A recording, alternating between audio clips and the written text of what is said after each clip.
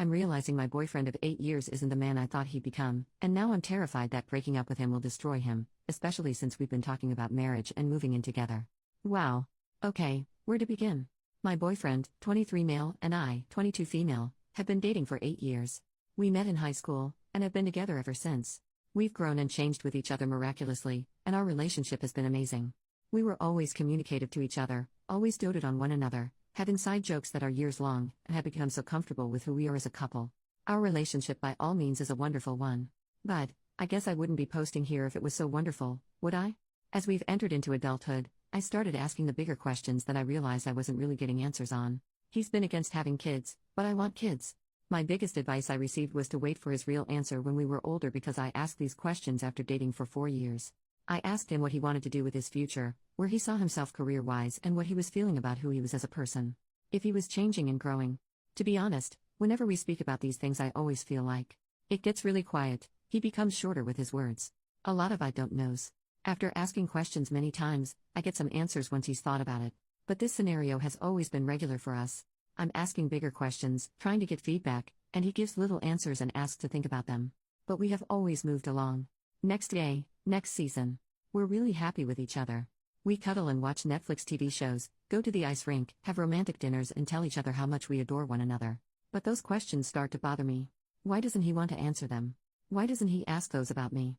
Is it necessarily bad that he doesn't want to ask? I mean, we're only in our 20s. But we've been dating for 8 years. The toss and turn was agonizing. I felt like I was waiting for an answer for a question I asked years ago, regardless of the timeline. I felt more and more pressure to have them answered. Because as of lately we've been talking about marriage. When I would forget that those questions were so important to me, everything was hunky-dory. We'd talk about where we would live, the animals we would have and what we would name them, the kinds of TV shows we'd watch on a weekly basis. I pushed the issues I had been feeling in my core back inside, because I figured if I'm a patient girlfriend, a loving one, a supportive one, then our relationship will get better. How long we've stayed together is a testament to our ability to grow together. We've done it this long, why wouldn't it continue happening? But it hasn't. It really hasn't, guys. This last weekend something snapped. We were looking for places to live. We had 3 appointments.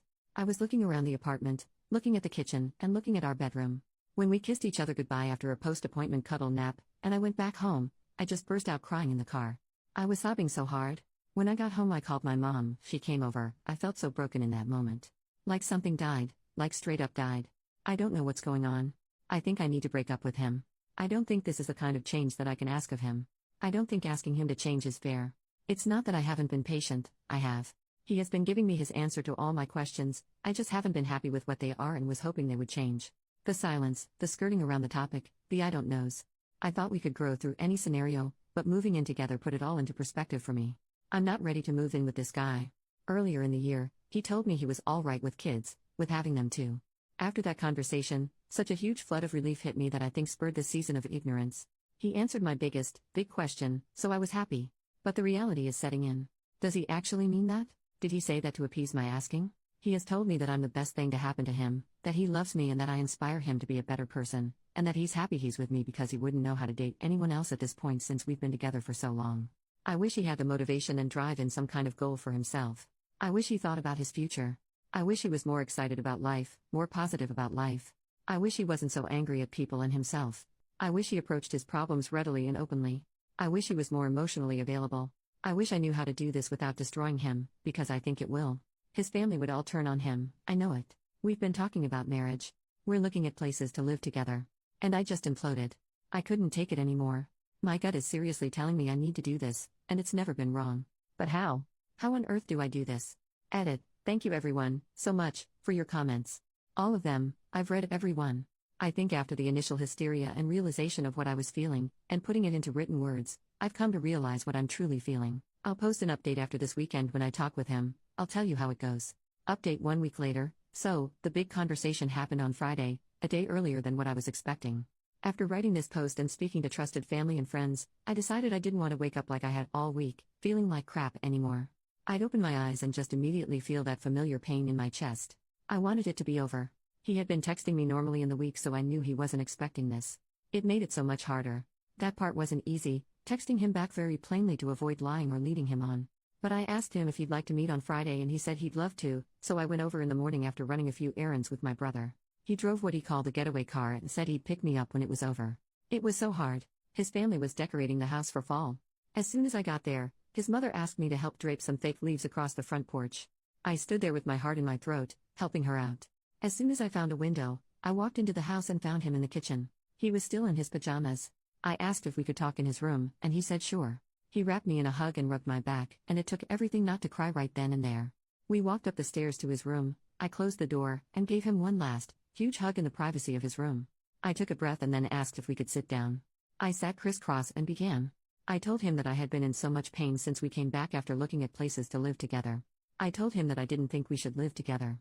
I told him that was because I didn't think we should be together. I told him it wasn't his fault, that this wasn't because he had something wrong. I told him I felt like there was something wrong with our relationship, and that I knew moving in together wasn't the right choice for us, and ultimately, committing to each other like that wasn't the right choice for me. I told him that I wasn't able to commit to him in that way, when the choice came. I told him that it wasn't a smooth transition, that this decision came all at me at once like a freight train. I told him that I was sorry. He asked me why I was doing this. He looked absolutely shocked. He told me he thought everything was perfect and that he didn't understand why I was saying this. He asked me where we should go from here. I told him I wanted to talk this out, since we've been together for so long. I told him I wasn't going to waver in my decision because I felt like it was the right choice to make, but I wanted to talk it out. Instead, he went to his dresser, got out of his pajamas, got into a change of clothes, grabbed his backpack, and left. His mother asked him for more decorating help, but as far as I knew, he walked by her. I sat there in shock, I guess. Before he left, he said, "See you Saturday," because our friends were having a get-together. I could feel the hysteria come on. It was like a tidal wave. The reality of what I had just done. It was like every elegant, composed, logical reason I had for breaking up went right out the window. Every graceful approach I was going to take this conversation and just blanked on me. I was simply honest and raw. And now I felt like the crappiest person I'd ever known. I got my shoes on and flew down the stairs. His mother was asking me for more help, but in the first time in years, I ignored her and ran out the front door. I was walking away from his house. After I had reached the street, she came outside.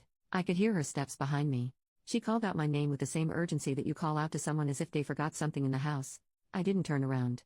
She called out my name again, louder, and I rounded the corner towards the rest of the neighborhood.